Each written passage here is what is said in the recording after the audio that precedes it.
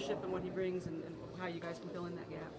Yeah, it's a tough hole to fill, but I think we've proven that we have guys capable to step in and do their best and still find a way to be successful. So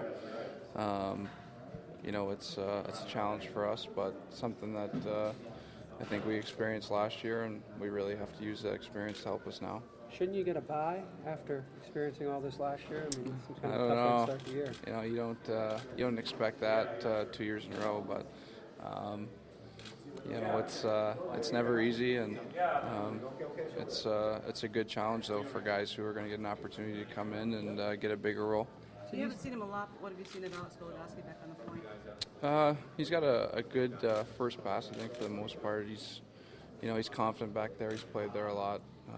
He's a good skater, which helps. So he's got all the tools, and he's going to get used to playing, I think, with whoever it is that's out there and get more comfortable. So with time, he's just going to get better, and I think that's something where everyone has to get together and get on the same page fairly quickly, but he has all the right tools for sure. So losing him for 6 months, I think we'll all talk about the power play, but defensively, I mean, he's been an anchor for you guys for 3 years back there. Is that something team-wise, now that you're down him and with minutes, guys, you have to change anything in your approach a little bit? I don't know if we have to change anything. I think there's going to be guys who might not have expected to get a bigger role, maybe especially defensively, like you're saying.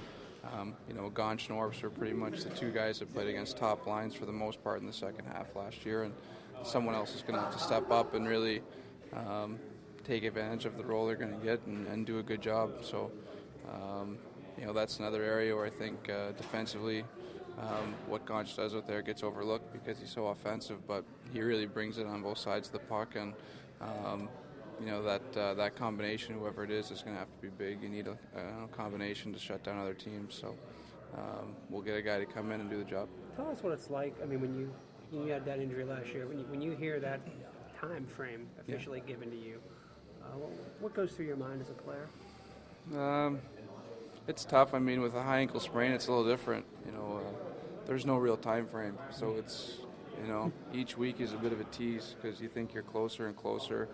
I don't know what he's feeling because he knows it's 4 to 6 months or something. So he's got a set time. So I don't know how his mindset would change. I mean, it can't be easy. That's a long time, but with me, I think it was always like each week I was always kind of ask the trainer, is it ready yet? Is it ready yet? That kind of thing. So it was almost difficult in that way. But, it's 4 to 6 months, and it was his first preseason game. He barely was out there for 1 or 2 shifts, so that's not easy at all. What are the difficulties to fit in? I mean, that's a big part of your room, and you were a big part of the room last year, and I know you said a couple times it's just a little different when you're not on the ice with these guys every day.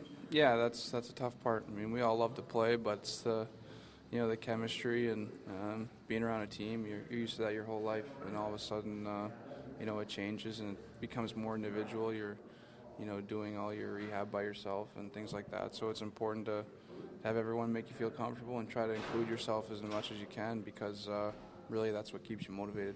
I think Gino will miss him in the room? Yeah, a bit. I mean, Gonch has been there for him since day one, but in a way maybe this is, going to help him, a little bit more to probably speaking-wise and things like that. It's going to be, I guess maybe the little good that comes out of that might be that, Gino probably talks a little bit more and, English-wise, and that's good. I mean, he's probably developing that more and more, with each year, but, with Gonchi not around, he's really going to kind of be forced to do that, so that's not a totally bad thing either. For him and for maybe some of the other younger players on the team, a chance to kind of step into a leadership role without one of your veteran guys around? Yeah, exactly. And, like I said, we have a lot of capable guys, but it's important that, you really embrace the opportunity to go out there and really lead by example no matter what you're doing. It doesn't have to be someone that necessarily is filling Gonch's role, but collectively as a group, we all have to be better because he's gone. So, it's an opportunity for guys to step up, and that's the way you have to look at it. Gonch is a guy, Sidney, that doesn't seem to get league-wide recognition with the way you guys feel about him.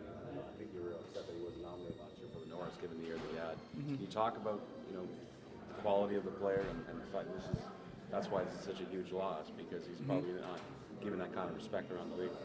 Well, yeah, I don't think he's the one that would be worried about the respect he gets. And, you know, as a team, I think we all realize in our room how important he is to us, and that's really what matters. But definitely, I mean, you know, what he brings, and I think I said it, but offensively, he's great. I mean, his skills and, you know, his points each year, they speak for themselves. But defensively, I don't think he gets the credit. I mean, the amount of minutes he logs each and every night. He's not a big physical presence out there, but you ask a lot of guys around the league, they don't want to play against him. He's smart, and, you know, he's a Lidstrom type of defenseman. He brings it from both sides, and he's smart. And Lidstrom's not the most physical guy, but, you know, he's a guy that's always in the right spot, and I think Gonch is the same way. So, you know, that's what you lose when you lose a guy like that. Pretty good guy to get back in March, though, as you're going into the playoffs. Yeah, exactly. Well, you know, we'll see what happens, and it's 4 to 6, so it can be anywhere in between there, and we'll see how it goes. But he's a hard worker, and he's going to do what it takes to get back as soon as he can, you know, the best way possible. So, you know, until then, we got to find ways to be successful. Thanks, Sid. Thank you, Sid. Appreciate it.